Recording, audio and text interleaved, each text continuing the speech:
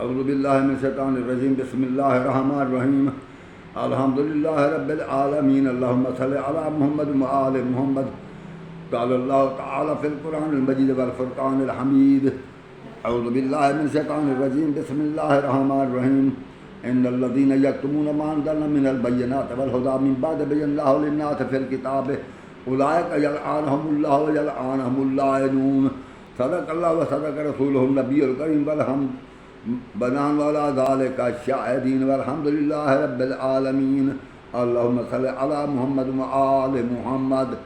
السلام علیکم حضرات، آج 19/22 بروز اتوار 2024 ہے۔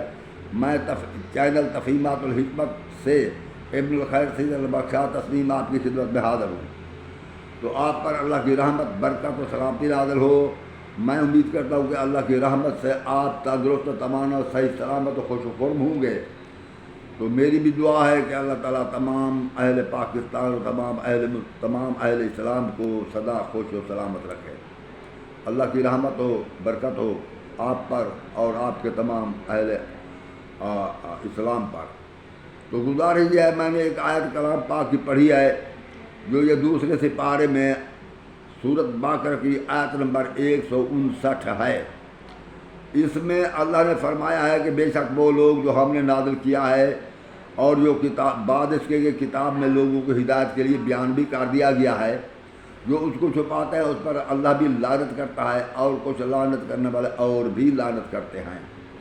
تو حق کو چھپانا نہیں چاہیے اور قرآن کو نہیں چھپانا چاہیے، ورنہ تو اللہ ہی لعنت کرتا ہے۔ کچھ اور بھی ہیں جو لعنت کرنے والے ہیں، اور وہ بھی لعنت کر رہے ہیں، وہ بھی اللہ کی جماعت ہے، اللہ کی پارٹی ہے جو لعنت کر رہے ہیں ان پر جنہوں نے حق کو چھپانے کی کوشش کی ہے۔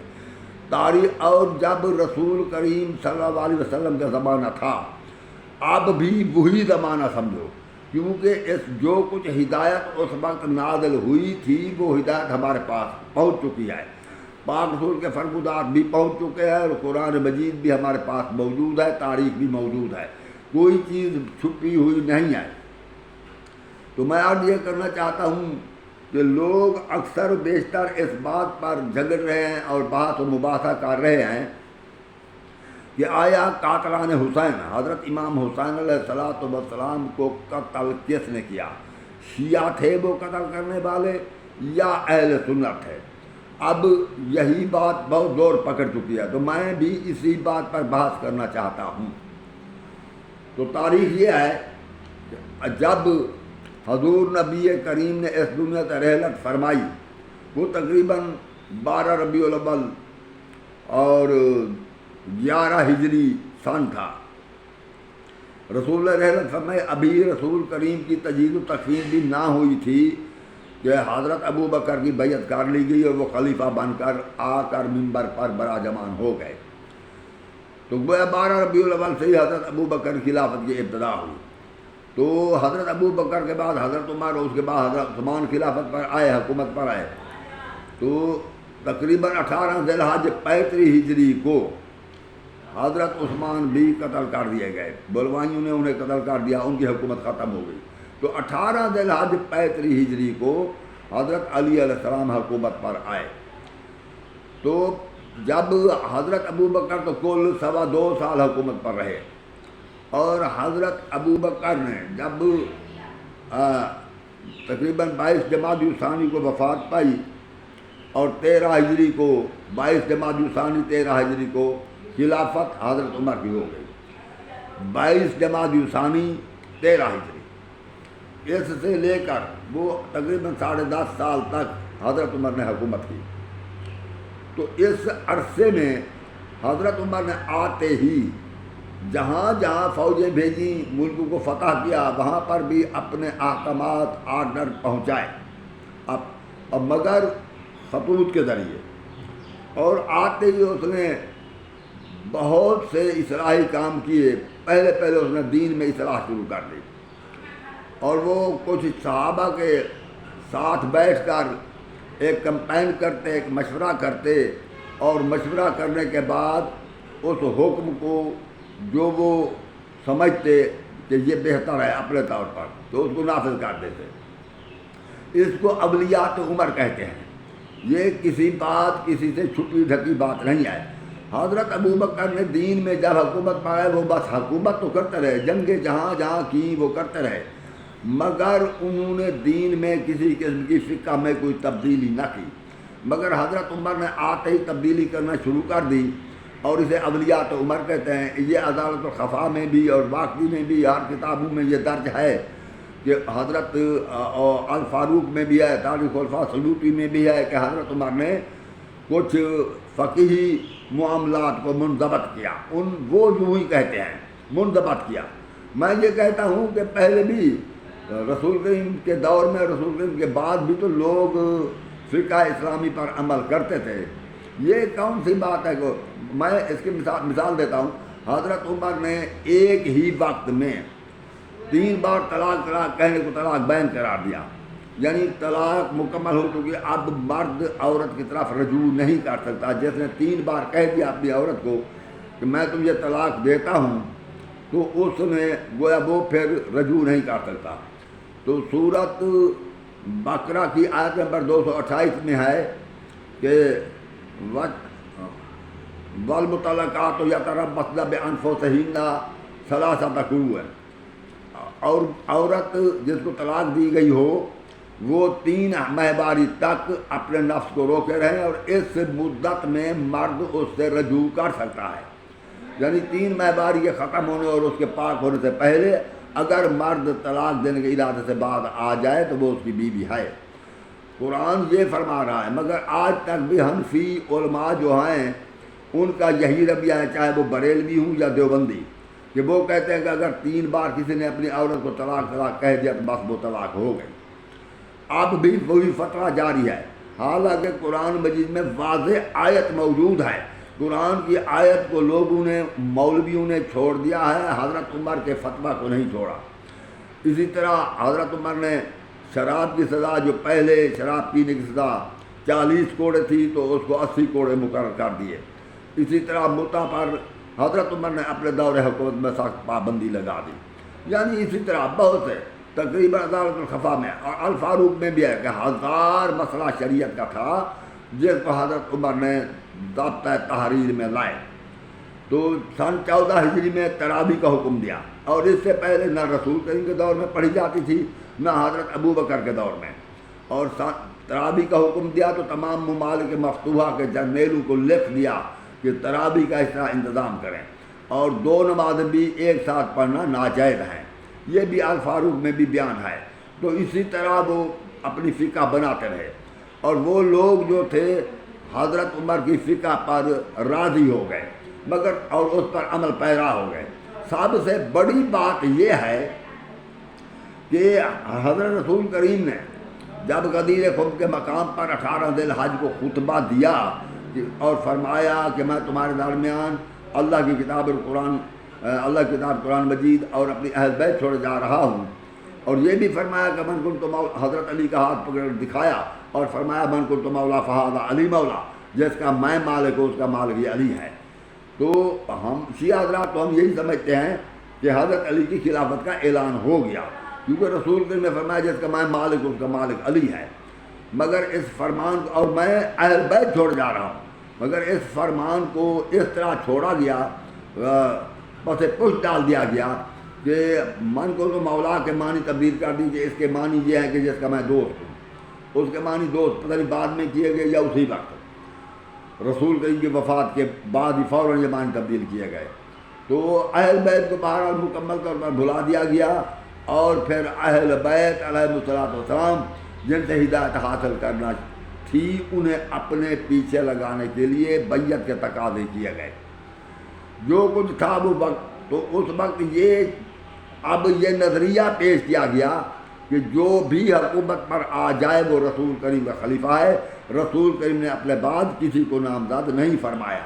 یہ نظریہ پیش کیا گیا، اور اسی نظریہ کو تقویت بخشی گئی، اور بھی بہت سے نظریات وضع کیے گئے۔ بھلا یہ کس طرح ہو سکتا ہے جب رسول کریم نے 18 ذی الحج کو اعلان فرمایا تھا کہ انی ترکت فیکم ثقلین کتاب اللہ وعترۃ اہل بیت ان تمسکوا بہما ذل بعدی، میں اپنے بعد تمہارے درمیان، یہ حدیث جو ہے صحیح مسلم میں بھی موجود ہے۔ اپنے بعد تمہارے درمیان اللہ کتاب اور یہ اپنے وہ اہل بیت چھوڑے جا رہا ہوں، ان سے تمسک رکھا تم گمراہ نہ ہو گئے۔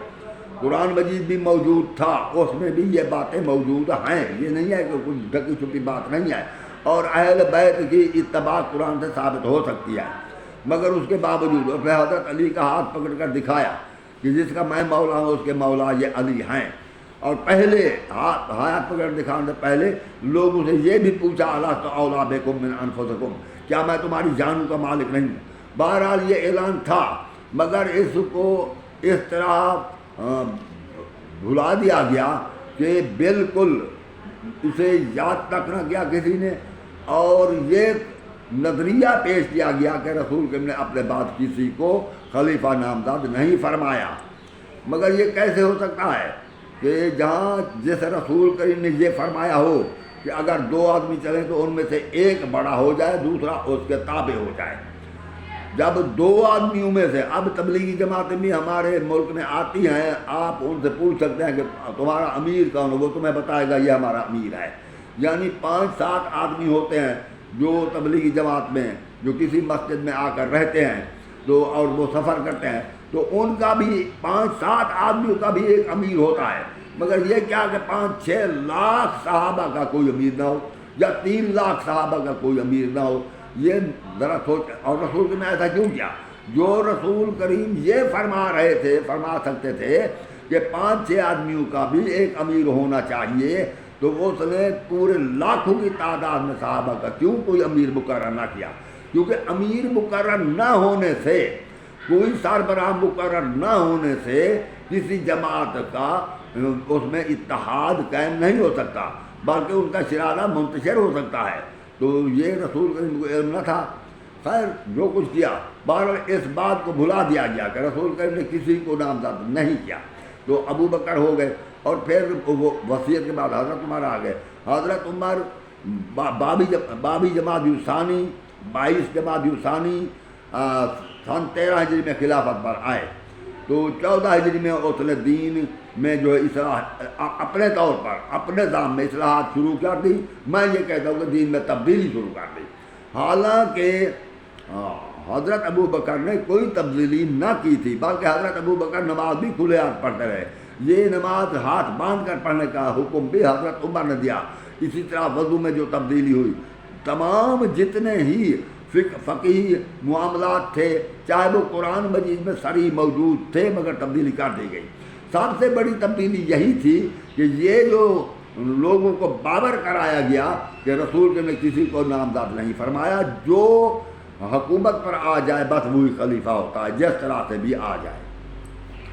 اب لوگوں نے تو مکمل طور پر یہی سمجھا کہ کوئی خلیفہ اللہ کے رسول کی طرف نامزد ہوا ہی نہیں ہے، یا جو کچھ نے سمجھا تو انہوں نے چھپا دیا اس بات کو، تو وہ اس بات پر راضی ہو گئے کہ جو حکومت پر آ جائے وہی رسول کے اندر خلیفہ اور واجب الاطاعت ہے۔ وہ ان کی فرما برداری کرنے لگے جو بھی حکومت پر آ جاتا۔ حضرت عمر کی فرما برداری میں دین جو تبدیل کیا، وہ تبدیل ہوا دین، اسی کو لوگوں نے قبول کیا اور اس پر عمل کرنے لگے، تراویح بھی پڑھنے لگے، نماز میں بھی ہاتھ باندھ لیے، وضو وغیرہ جو کچھ تھا وہ سب کچھ وہی دین حضرت عمر والا قبول کر لیا۔ اب دین میں تبدیلی ہوئی، کچھ لوگ تو اسی دین پر قائم رہے جو رسول کریم کے دور میں تھا، اور کچھ لوگوں نے حضرت عمر کے دین کو قبول کر لیا۔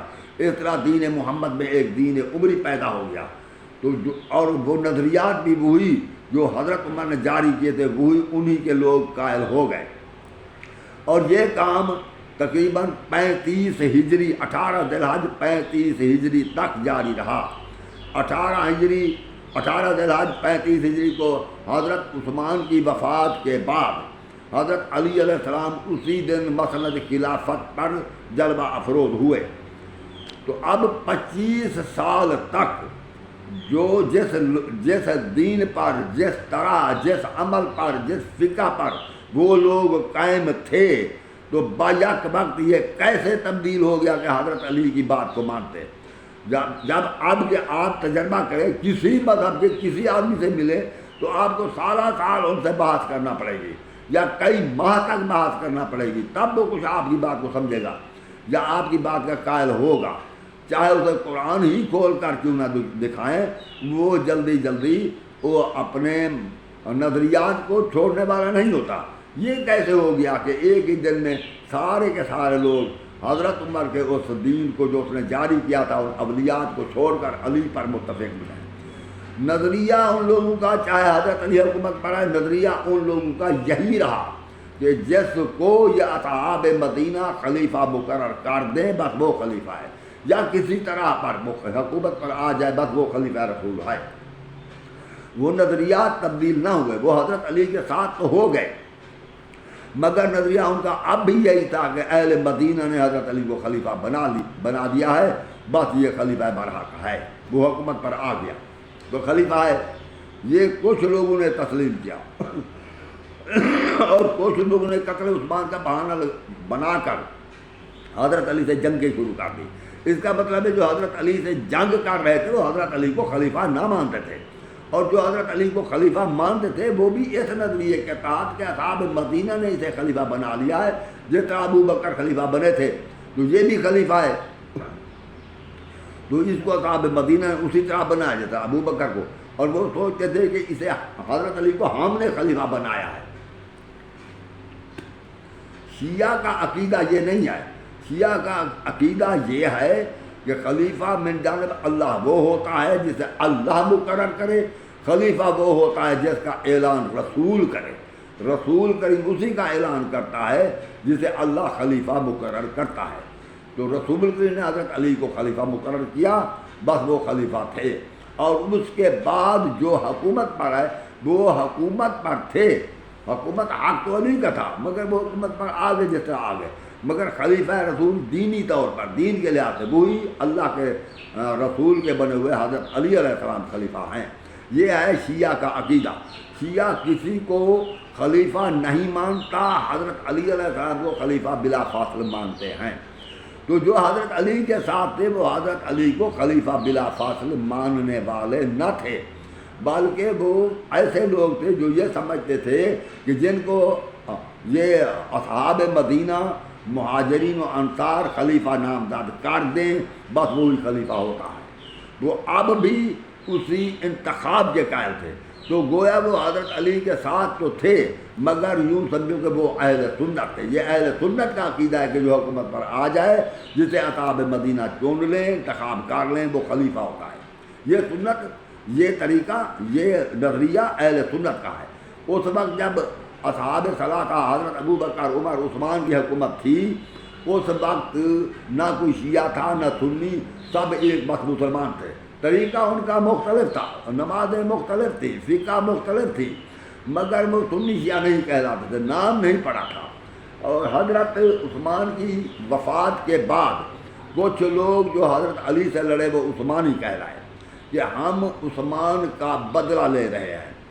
تو اس کے بعد حضرت علی کے دور میں پھر کچھ لوگ جو علی کے ساتھ تھے ان کا نام شیعان علی پڑا، اور جو معاویہ کے ساتھ تھے ان کو شیعان بنی امیہ کہنے لگے۔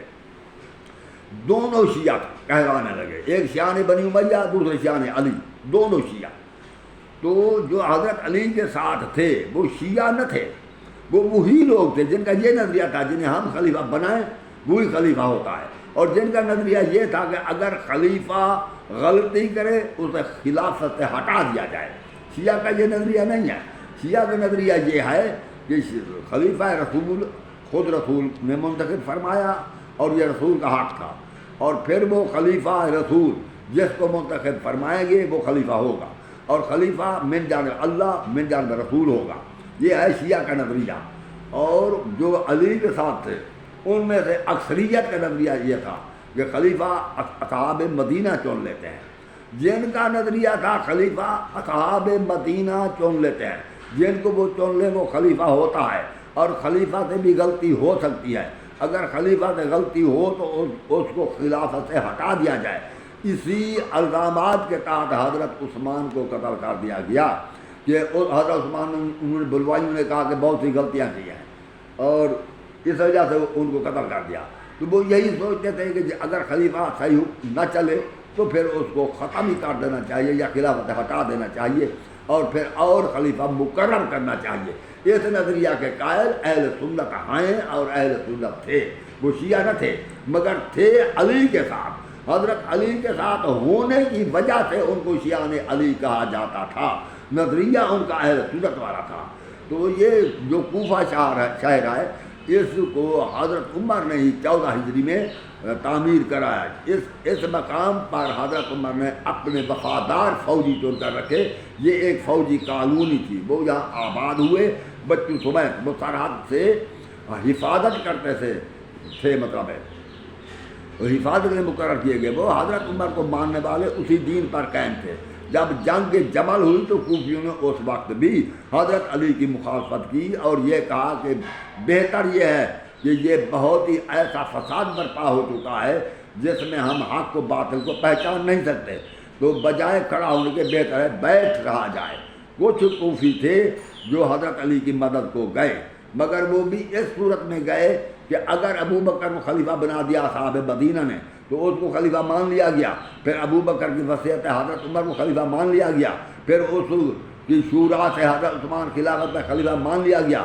اب اگر حضرت علی علیہ السلام کو انہی اصحاب مدینہ نے خلیفہ بنایا ہے تو اسے خلیفہ کیوں نہیں مانا جاتا؟ جو نہیں مان رہے یہ باطل پر ہے، وہ بھی تھے وہی اہل سنت، نظریہ ان کا وہی تھا، صرف اختلاف اس بات پر ہوا کہ علی علیہ السلام کو بھی انہوں نے خلیفہ بنایا ہے جنہوں نے ابو بکر خلیفہ بنایا تھا، وہی اصحاب مدینہ ہے، تو پھر ہم اس کو خلیفہ تسلیم کیوں نہ کریں؟ تو اس لیے کچھ لوگ چلے گئے اور جنگ ہوئی جمل، اور اس کے بعد ابھی اس جنگ سے حضرت علی علیہ السلام فارغ ہوئے تھے کہ فوری طور پر حضرت علی کو شام کی تیاری کرنا پڑی، اور صفین کے مقام پر معاویہ اور حضرت علی کے درمیان جنگ ہوئی، اور یہ جنگ تقریباً 1 سال برابر لڑی جاتی رہی۔ خود سوچ سکتے ہیں کہ حضرت علی کی جو 4.5 سال حکومت کے تھے اس میں تقریباً 1.5 سال تو متواتر ان جنگوں میں گزر گئے۔ اس 1.5 سال کے بعد حضرت علی علیہ السلام نے مدینہ مراجعت فرمائی۔ حضرت علی کا دوبارہ ارادہ تھا کہ شام پر حملہ کرے، معاویہ سے جنگ کرے، مگر نہروان میں خارجیوں نے ادھم مچا دیا اور انہوں نے ظلم و ستم شروع کر دیا، تو حضرت علی علیہ السلام نے سوچا کہ امیر معاویہ سے جنگ کرنے سے پہلے بہتر یہ ہے کہ خارجیوں کا قلعہ کما کیا جائے، تو آپ نے نہروان پر ان خارجیوں سے جنگ کی تو ان کا قلعہ کما کیا اور اس کے بعد مراجعت فرمائی۔ آپ خود سوچ سکتے ہیں کہ 6 ماہ تک حضرت علی علیہ السلام مدینہ منورہ میں خلیفہ رہے، اور پھر وہاں سے نکلے تو کوفہ میں آئے، 2 سال جنگوں میں مصروف رہے، اب باقی بچے 2.5 سال اس میں بھی حضرت علی علیہ السلام کو فوج کی تیاری، رسد وغیرہ مہیا کرنے کے لیے مصروف تھے۔ وہ دین کی تبلیغ میں کچھ زیادہ کچھ نہ کر سکے، اور وہ لوگ ان کے ساتھ وہی لوگ تھے جو حضرت ابو بکر، حضرت عمر، عثمان کو خلیفہ برحق سمجھتے تھے، اور یہی سمجھتے تھے جسے خلیفہ بنا دیا جائے وہی خلیفہ ہوتا ہے۔ تو پھر جب حضرت علی کی شہادت کے بعد امام حسن علیہ السلام تو کل 6 ماہ خلافت پر رہے، وہ بھی پہلے تو جنگی تیار میں مصروف رہے، پھر معاویہ کے ساتھ صلح ہو گئی تو آپ خلافت سے دستبردار ہو گئے۔ تو معاویہ نے یہ کام کیا کہ اس نے برسر ممبر جمعہ کے خطبے میں حضرت علی علیہ السلام پر سب و ستم جاری کرا دیا، لاکھ چھپاتے رہے نہیں چھپا سکتے کہ حضرت علی پر سب و ستم ہوتا رہا، اور یہ تقریباً 80 سال تک ایسا رہا، یہ بنی امیہ کی حکومت میں ایسا ہی ہوتا رہا۔ اسے عمر بن عبدالعزیز نے بند کرایا۔ اب خود سوچ سکتے ہیں کیا اقتدار تھا علی کا، کیا اقتدار تھا بنی ہاشم کا، اور کسی کا اقتدار نہ تھا۔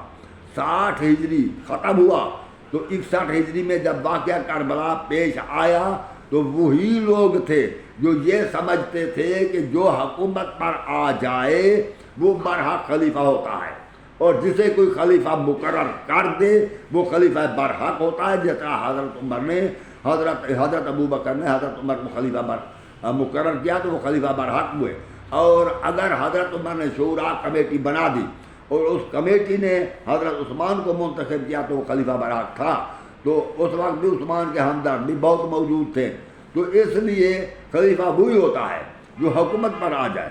اب یزید حکومت پر آ چکا تھا اور اسے معاویہ نے اپنی وصیت کے ذریعے خود لوگوں سے بیعت لے کر خلافت پر نامزد کر دیا، بلکہ بٹھا دیا، وہ خلیفہ بن چکا تھا۔ تو یہ لوگ جو اس بات کے قائل تھے جو حکومت پر آئے وہی خلیفہ برحق ہوتا ہے، جس کو اصحاب و انصار چن لیں وہی خلیفہ برحق ہوتا ہے۔ تو جب وہ حکمین مقرر ہوئے جنگ صفین میں، اس وقت بھی عمرو بن عاص نے یہی بات کہی کہ علی اور معاویہ دونوں کو معدول کر دیں، اور اس کے بعد لوگوں سے کہیں کہ وہ موجود ہیں، جسے چاہیں وہ اپنا خلیفہ منتخب کر لیں۔ یہ نظریہ شیعہ کا نہیں ہے کہ جسے چاہیں خلیفہ منتخب کر لیں، یہ نظریہ جو ہے اہل سنت کا ہے۔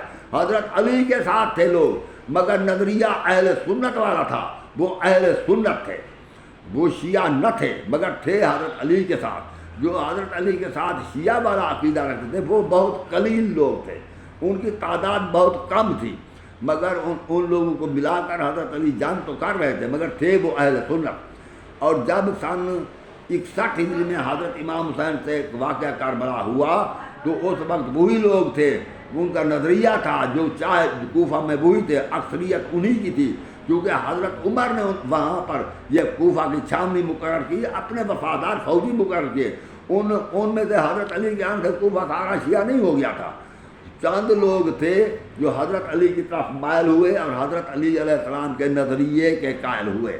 حضرت علی علیہ السلام نے کوئی نظریہ کھلے عام یہ بیان بھی نہ کر سکے، صرف ہاں اب بھی لوگ نہج البلاغہ اٹھا کر کہتے ہیں کہ یہ حضرت علی نے فرمایا کہ حضرت ابوبکر عمر برحق خلفاء تھے، یہ نہج البلاغہ پڑھنے کی کوشش کرتے ہیں۔ میں یہ ان لوگوں سے کہتا ہوں ذرا نہج البلاغہ میں خطبہ شکیہ کو بھی پڑھیں۔ یہ کیسے ہو سکتا ہے کہ ایک خطبہ میں حضرت علی ابوبکر عمر عثمان کی شکایت کرے تو دوسرے میں تعریف کرے، جبکہ ایک ہی آدمی میں دو کام نہیں ہو سکتے جو ایک دوسرے کے متضاد ہوں، ایک آدمی سے دو کام نہیں ہو سکتے جو ایک دوسرے سے متضاد ہوں۔ یہ جس طرح قرآن مجید میں بھول بھلیاں پیدا کر دی گئی ہیں تاکہ لوگ حق کو سمجھ نہ سکیں، اسی طرح نہج البلاغہ میں بھی بھول بھلیاں پیدا کرنے کی کوشش کی جا رہی ہے۔ حالانکہ یہ نہیں، حضرت علی علیہ السلام کوئی تبلیغ دین خاص طور پر اپنا نظریہ لوگوں کو نہ دے سکے، وہ پورے 4.5 سال جنگوں میں مصروف رہے، حتیٰ کہ وہ شہید کر دیے گئے۔ تو پھر جب سن 61 ہجری میں وہ واقعہ کربلا پیش ہوا، اسی نظریہ کے لوگ جو یہ کہتے تھے جو حکومت پر آ جائے وہ خلیفہ ہوتا ہے، اس کی بیعت لازمی ہوتی ہے، اس کی اطاعت لازمی ہوتی ہے، جسے کوئی خلیفہ مقرر کر دے وہ خلیفہ برحق ہوتا ہے، کیونکہ معاویہ تو کسی طرح حکومت پر آ گئے، مگر اس معاویہ خلیفہ برحق تھے، کیونکہ جس وقت حضرت امام حسن علیہ السلام نے صلح کی تو لوگوں میں خوشیاں منائی گئی۔ خوشیوں منانے کا مقصد یہ نہ تھا کہ وہ حضرت امام حسن علیہ السلام یہ کہ انتشار ختم ہو گیا، بلکہ خوشی منانے کا یہ مقصد تھا کہ وہ معاویہ کو پسند کرتے تھے، انہوں نے سمجھا کہ چلو امام حسن سے جان چھوٹ گئی، کیونکہ بعد میں بھی جب امام حسن علیہ السلام نے وفات پائی اور وفات کی خبر جب شام پہنچی تو معاویہ کے ساتھ کھڑے ہوئے ایک شخص نے کہا کہ حسن ایک انگارہ تھا جو بجھ گیا۔ دیکھیں وہ لوگ کیا سمجھتے تھے، وہ نعوذ باللہ من ذالک امام حسن کو مفسد سمجھتے تھے۔ تو اس وقت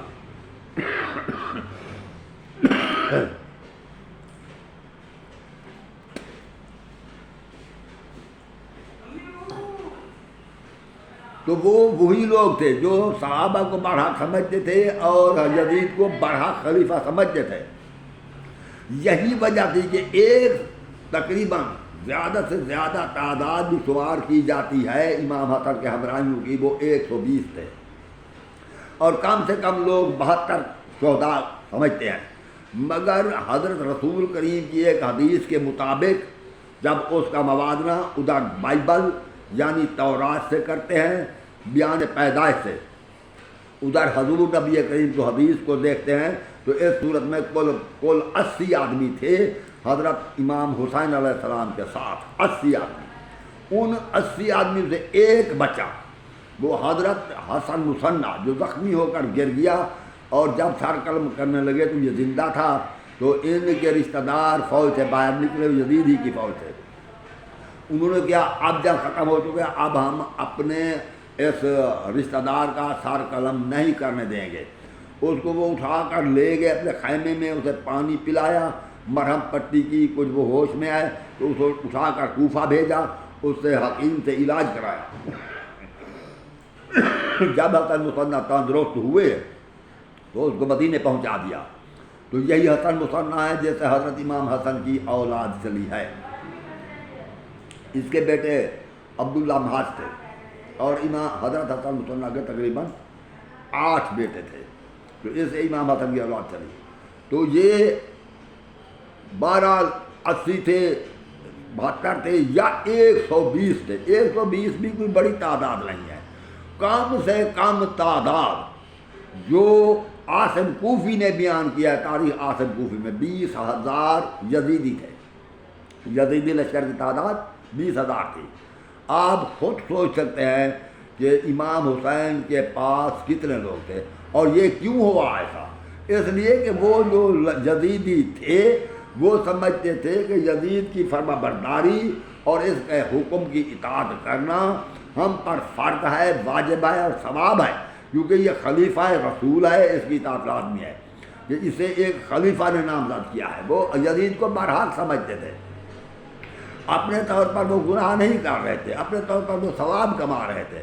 حضرت امام حسین علیہ السلام نے تقریباً 8 محرم سے 2 محرم سے لے کر 10 محرم تک ایک اونٹنی پر سوار ہو کر قرآن سامنے رکھ کر ان لوگوں کو ہدایت کرتے رہے، مگر انہوں نے کچھ بھی نہ سمجھا۔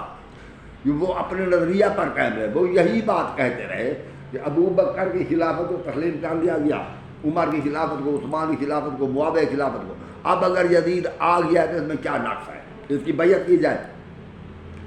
تو وہ نظریہ وہی تھا جو اس نظریے کے مالک تھے کہ ابو بکر، عمر، عثمان برحق خلیفہ تھے۔ جو اس نظریے کے مالک تھے وہ شیعہ نہ تھے، وہ سنی تھے، چاہے وہ کوفہ میں ہوں یا چاہے وہ مدینہ میں ہوں یا مکہ میں ہوں یا دمشق شام میں ہوں، جہاں بھی ہوں، جو یہ سمجھتے تھے کہ ابو بکر، عمر، عثمان خلیفہ برحق تھے، وہ سنی تھے۔ یہ بات نظریے کی ہوتی ہے، ان بات انسان کے نام کی نہیں ہوتی، نظریے کی۔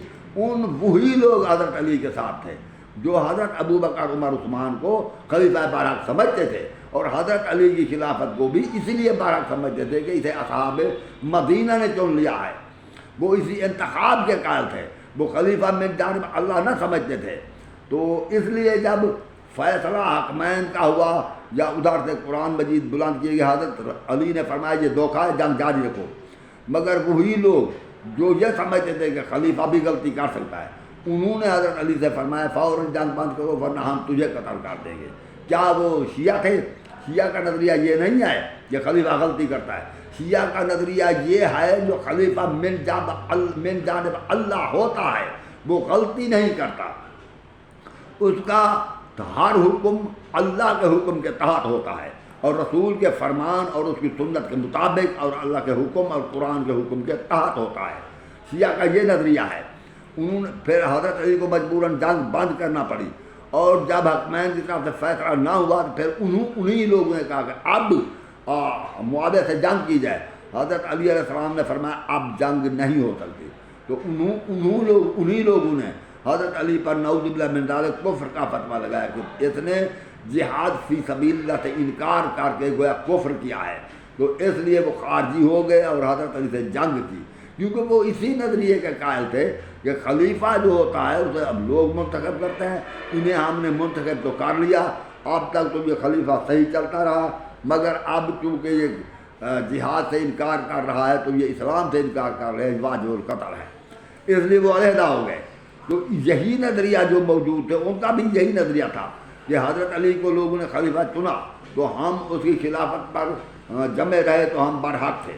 جب حضرت علی اور امام حسن بھی خلافت دست بردار ہو گئے تو اس وقت معاویہ خلیفہ بنے تو گویا وہ برحق، کیونکہ تمام مسلمانوں کے پیشوا و رہنما معاویہ تھے، اس لیے وہ خلیفہ برحق تھے۔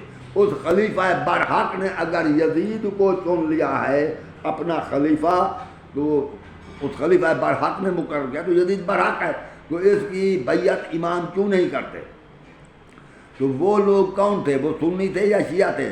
جو معاویہ کو برحق سمجھیں وہ سنی تھے یا شیعہ تھے؟ آپ خود سمجھتے ہیں۔ تو حضرت علی کے ساتھ بھی وہی سنی تھے، سنی العقیدہ تھے، عقیدہ کے لحاظ سے سنی تھے، ویسے تو وہ عثمانی کہلاتے تھے اور بعض وہ شیعہ علی کہلاتے تھے۔ اور پھر معاویہ کے دور میں حضرت علی کے ساتھ رہنے والے شیعہ علی کہلاتے تھے، یعنی علی کا گروہ، اور معاویہ کے ساتھ رہنے والے شیعہ بنی امیہ کہلاتے تھے۔ یہ دونوں شیعہ تھے، سنی نام نہ تھا اس وقت۔ تو پھر جب یہ کربلا میں جمع ہوئے تو انہوں نے امام حسین علیہ السلام کو جو خاطر کیا ہم تمہارے شیعہ ہیں، ان کا مطلب یہ نہ تھا وہ شیعہ نہ تھے، اس کا مقصد یہ ہے کہ امام حسین کو شیعہ تھے۔ جس طرح کوئی انڈیا سے جاسوس ہندو آ جائے اور وہ کہے کہ میں تمہارا مسلمان بھائی ہوں، تو ہمیں مسلمان کہہ کر، اپنے آپ کو مسلمان کہہ کر ہمارا بھائی کہلائے گا، ورنہ ہم کسی ہندو پر تو یقین نہیں کرتے، اسے گرفتار کریں گے، تو جاسوس ہے۔ مگر وہ کہے گا کہ میں تمہارا مسلمان بھائی ہوں، پھر جب یہ کہے گا تو ہم اس کو اپنے ساتھ اٹھائیں گے، بٹھائیں گے، کھلائیں گے، پلائیں گے، اس کی خدمت داری کریں گے، تو اسے اپنا دوست سمجھیں گے۔ تو اس لیے امام صاحب نے کہا ہم تمہارے شیعہ ہیں، حالانکہ وہ شیعہ نہ تھے، ان کا مقصد صرف حکومت کی تبدیلی تھا۔ وہ چاہتے تھے یزید کسی طرح گلے تھے کب سے یہ حکومت بنی امیہ کی آ رہی ہے، اگر امام حسین علیہ السلام نواسۂ رسول کی حکومت ہو گئی تو ہمیں وہ کچھ بہت کچھ دے گا۔ وہ لالچی تھے، جس طرح اب یہ لوگ ہمارے چاہتے ہیں کہ کسی طرح نون لیگ کی حکومت ختم ہو جائے، پھر پارٹی آ جائے، ہو سکتا ہے وہ مزدوروں کو، غریبوں کو کچھ وہ مقصد ان کی بھلائی کے لیے، کچھ ان کی فلاح کے لیے وہ کام کرے، تو اس حکومت سے تھک جاتا ہے، دوسری حکومت خاص کرتے ہیں۔ اس وقت یہی بات تھی۔ تو مگر وہ در حقیقت سنی العقیدہ تھے، بہت قلیل لوگ تھے جو شیعہ کہلاتے تھے۔ تو اس طرح جو جمع ہوئے ان کا نظریہ صرف یہی تھا کہ ان کو ہم امام کو قتل کر دیں یا گرفتار کر کے یزید تک پہنچائیں، یا عبید اللہ ابن زیاد تک، کیونکہ یہ خلیفہ برحق کو نہیں مانتا۔ تو صحابہ کرام کو ماننے والوں نے ایک صحابی رسول کے بیٹے کو خوش کرنے کے لیے، ایک صحابی کے بیٹے کو خوش کرنے کے لیے رسول کے بیٹے کا سر قلم کر کے پیش کر دیا۔ اور اسی طرح رسول کی جو بیٹیاں تھیں، حضرت بی بی زینب عالیہ اور دوسری رسول کی نواسیاں اور ان کے ساتھ کی دوسری مستورات، ان کو بھی ان کی چادریں لوٹ کر سر ننگے ان کو بھی قید کر کے یزید کے دربار میں پیش کیا گیا۔ وہ اپنے طور پر نیکی کا کام کر رہے تھے کہ ہم خلیفۃ المسلمین کے فرما بردار ہیں۔ شرائع فقہ اکبر میں دیکھیں تو اس میں بھی یزید کو چھٹا امام یا چھٹا خلیفہ قرار دیا گیا ہے۔ تو اب جو خلیفہ یزید کو اس کے بعد، یزید کے بعد جو لوگ آئے ان کو بھی اہل سنت خلیفہ برحق سمجھتے ہیں، جیسے کہ عبد الملک بن مروان، ولید بن عبد الملک، سلیمان بن عبد الملک، یزید بن عبد الملک، حشام بن عبد الملک، عمر بن عبد العزیز، ان سب کو اہل سنت خلیفہ اہل سنت حضرات خلیفہ برحق سمجھتے ہیں۔ تو یہ تھے سنی العقیدہ، اور عقیدہ بھی سنی کا یہی ہے، جو حکومت پر آئے کسی طرح سے وہ خلیفہ ہوتا ہے۔ تو وہ شیعہ کا عقیدہ یہ نہیں ہے۔ شیعہ کا عقیدہ یہ ہے کہ جو خلیفہ رسول ہو، چاہے اسے حکومت ملے یا نہ ملے حکومت، وہ چاہے مظلوم ہو، اس پر ظلم ہو رہا ہو، مگر خلیفہ مومنین کا خلیفہ وہی ہوتا ہے، مومنین کا امیر وہی ہوتا ہے جس کو رسول مقرر کرے، چاہے اسے حکومت نہ بھی ملے، چاہے وہ مظلوم بھی ہو، مگر خلیفہ وہی ہوگا۔ تو ابتدا سے نظریات کو تبدیل کیا گیا اور دین کے احکامات کو تبدیل کیا گیا۔ تو جو نظریات تبدیل ہوئے 25 سال تک ان لوگوں کے جو نظریات رہے، حضرت علی علیہ السلام اگر حکومت پر 4.5 سال آئے تو وہ ان کو نظریات کو جلدی تبدیل نہ کر سکتے تھے، اور وہ پھر حضرت علی علیہ السلام کو جنگوں سے فرصت بھی نہ ملی، اس لیے حضرت علی علیہ السلام اپنے نظریات کو ان لوگوں پر نافذ نہ کر سکے۔ وہ جس طرح نماز پڑھتے تھے پڑھ رہے تھے، جس طرح وہ ان کا نظریہ تھا اسی طرح نظریہ تھا۔ حضرت علی نے تراویح سے منع فرمایا، مگر وہ تراویح بھی پڑھتے رہے، سب کچھ کرتے رہے، مگر حضرت علی علیہ السلام کے نظریات کو انہوں نے قبول نہ کیا۔ تو اس لیے حضرت علی کے بعد حضرت علی پر سب و ستم ہوا تو وہ بھی لوگ کرتے رہے، اور اس کے بعد سن 61 ہجری میں امام حسین کو شہید کیا گیا. تو انہی نظریات کے لوگ یزید کو کیوں نہیں مانا جاتا وہ جمع ہو گئے, انہوں نے امام حسین شہید کیا.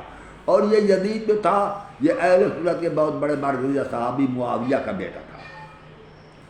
اور پھر زیاد بن ابی کے متعلق تو کوئی نہ کہے گا کہ رسول کا صحابی ہے, مگر یہ ہے کہ وہ زیاد بن ابی جو تھا وہ معاویہ کا صحابی ضرور تھا, اور معاویہ نے اسے زندگی بھر کوفہ کا گورنر بنائے رکھا. اور زیاد بن ابی کے بعد جب یزید حکومت پر آئے وہ معاویہ کے بعد, تو اس نے ادھر زیاد بن ابی مر گئے, تو یزید نے اس زیاد کے بیٹے عبید اللہ بن زیاد کو کوفہ کا گورنر بنا دیا. وہی گورنر تھا, وہ وہی عہدے پر تھا. اب یہ سنی تھا یا شیعہ تھا جس پر امیر معاویہ اعتماد کر سکیں, جس پر یزید اعتماد کریں, تو جو معاویہ کا بہت قریبی ہو وہ سنی ہو سکتا ہے یا شیعہ, ان کو چھوڑو. اور جو کربلا میں فوج کا جرنیل تھا یہ عامر بن سعد تھا, جس کو اہل سنت والے, یہ سعد بن ابی وقاص کا بیٹا تھا. اہل سنت والے سعد بن ابی وقاص کو عشرہ مبشرہ میں سمجھتے ہیں, یعنی وہ 10 صحابی جن کو رسول کریم نے اس کی زندگی میں خوشخبری دے دی تھی کہ اب یہ جو کچھ بھی کرے مگر یہ جنتی ہے. حالانکہ شیعہ اس بات پر یقین نہیں رکھتے. تو یہ سعد بن ابی وقاص کا بیٹا تھا. تو سعد بن ابی وقاص کو جتنی رسول کریم سے محبت تھی, عامر بن سعد کو بھی اتنا ہی ہونا تھی نا. جیسے اس وقت سنی کا بیٹا سنی ہوتا ہے, شیعہ کا بیٹا شیعہ ہوتا ہے, ہندو کا بیٹا ہندو ہوتا ہے, مسلمان کا بیٹا مسلمان ہوتا ہے. تو آبائی مذہب پر, کیونکہ عامر بن سعد آبائی مذہب پر تھے, جو نظریہ سعد بن ابی وقاص کا تھا وہی عامر بن سعد کا تھا. وہ سعد بن ابی وقاص بھی یہی سمجھتے تھے ابو بکر عمر بڑا خلیفہ ہیں اور جو حکومت پر آ جائے وہ خلیفہ ہوتا ہے. تو عامر بن سعد نے بھی یہی سمجھا, اس لیے وہ یزید کی خدمت انجام دینے اور اس کی فرما برداری کے لیے تو کربلا میں فوجوں کا جرنیل بن گیا. اور دیگر جرنیل بھی جو تھے تھوڑے تھوڑے فوجوں پر مقرر تھے, جیسے خولی ہے, ہرمن ہے, سمر دل لوشن ہے وغیرہ وغیرہ. تو یہ بھی گویا وہی نظریہ رکھتے تھے کہ خلیفہ برحق یزید ہے. عمر کو تسلیم, ابو بکر عمر عثمان کو تسلیم کر لیا گیا, مدینہ والے نے چن لیا. اگر عمر کو ابو بکر نے مقرر کر دیا تو لوگوں نے تسلیم کر لیا. اگر معاویہ نے یزید کو مقرر کیا یا تسلیم امام حسن کیوں نہیں کرتا. تو امام حق پر نہیں ہے, اس لیے اس کے واجب القتل ہے. تو امام حسن کو شہید کر دیا گیا. یہ سنی تھے یا شیعہ تھے. اور اسی طرح وہ عامر بن سعد بھی تو سعد بن ابی وقاص کا بیٹا تھا. یہ سعد بن ابی وقاص سنی تھا یا شیعہ تھا. اسی طرح محمد بن اشعث جس نے امام کی شہادت کے قریب امام پر ظلم و ستم کیا, یہ محمد بن اشعث کا بیٹا تھا, جو تقریباً میرے خیال ہے یہ حضرت ابو بکر کا بھانجا تھا. کیا یہ سنی تھا یا شیعہ تھا؟ یہ ایسی باتیں ہیں جو لوگ کرتے ہیں لوگوں کو گمراہ کرنے کے لیے. اللہ نے فرما دیا ہے یہ تو ہے تاریخی واقعات. اب اگر قرآن مجید کی طرف آتے ہیں تو وہ بیان کچھ اور ہو جائے گا, یعنی مزید بیان کرنا پڑے گا. اور قرآن مجید میں واضح کھلا بیان نہیں ہے, اس میں آیات کو چھپا کر بیان کیا گیا ہے. اس لیے اللہ نے فرمایا ہے کہ انہ لقرآن کریم فی کتاب مکنون, یہ قرآن کریم ہے ایک چھپی ہوئی کتاب کے اندر. تو پھر قرآن کی طرف میں اس وقت نہیں جا رہا, مگر یہ جو رسول کریم نے حدیثیں دی تھیں علی کے متعلق سب کو پس پش ڈال دیا گیا, بھلا دیا گیا. اپنے طور پر صدیق بنا دیے گئے جن کا ذکر قرآن میں نہیں ہے. اپنے آپ پر فاروق بن گئے جن کا ذکر قرآن میں نہیں ہے. اور اپنے آپ ہی انہوں نے دین کو تبدیل کیا تو ان کو اولیاء عمر کہا گیا. اور اسی طرح اپنے آپ ہی ایک نظریہ قائم کر لیا گیا کہ رسول نے کسی کو خلیفہ نامزد نہیں فرمایا تھا, حالانکہ یہ ممکنات میں سے نہیں ہے. اس کے باوجود اس نظریہ کو تقویت پہنچی 25 سال تک. اور جس کو لوگ چن لیں یا بنا دیں یا وصیت سے یا جس طرح حکومت پر آ جائے وہ خلیفہ ہوتا ہے, اس نظریہ کو تقویت پہنچی 25 سال تک. 25 سال کے بعد لوگ اس نظریہ پر, اس مذہب پر, اس فقہ پر مکمل قائم ہو چکے تھے. وہ گویا اہل سنت تھے. علی کو بھی انہوں نے اپنے طور پر خلیفہ بنایا تھا, من ڈر اللہ خلیفہ تسلیم نہیں کیا تھا. اور وہی لوگ تھے امام حسین کو شہید کرنے والے. اب فیصلہ سامعین ناظرین آپ ہی کر سکتے ہیں وہ سنی تھے یا شیعہ تھے. اس وقت میں آپ سے اجازت چاہتا ہوں. والسلام علیکم ورحمۃ اللہ.